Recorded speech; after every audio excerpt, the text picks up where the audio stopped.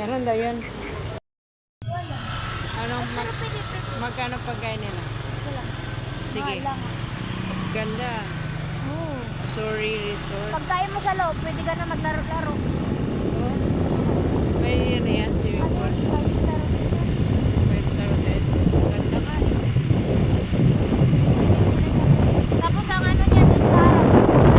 Hello mga ka-travel! Samahan nyo kami sa unang araw ng tour namin dito sa Coron. At syempre, isi-share ko rin sa inyo kung ano yung tour na inavail namin at kung saan kami pumunta. Woo! Around 8:30 AM nga ay pinick up na kami ng van sa hotel namin at pumunta na sa boat docking area para ma-start yung tour namin. Ang binook nga pala naming tour ay Coron Island Tour B. Sa hotel na nga lang kami kumuha ng mga tour packages kasi feeling ko mas makakamura at mas convenient.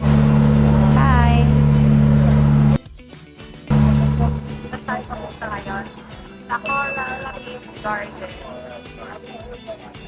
In our coral garden, ma'am and sir, Papa Roots, please don't step on the corals and then don't touch anything. And then, if you are lucky today, you can see a sea turtle. Hindi man kami nakakita ng sea turtle by that time, pero napaka-blessed pa din namin to see the beauty of Coron.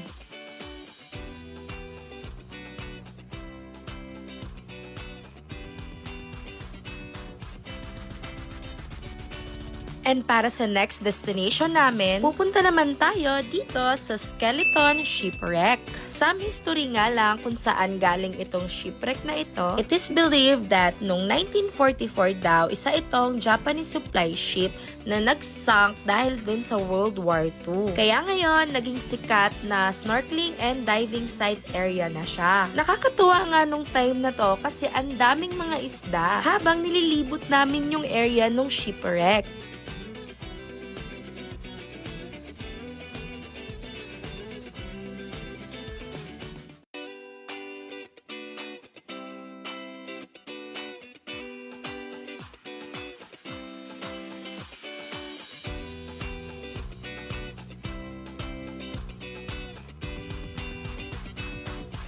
So after nga namin lumibot dun sa shipwreck, meron pa kaming time to swim around the area.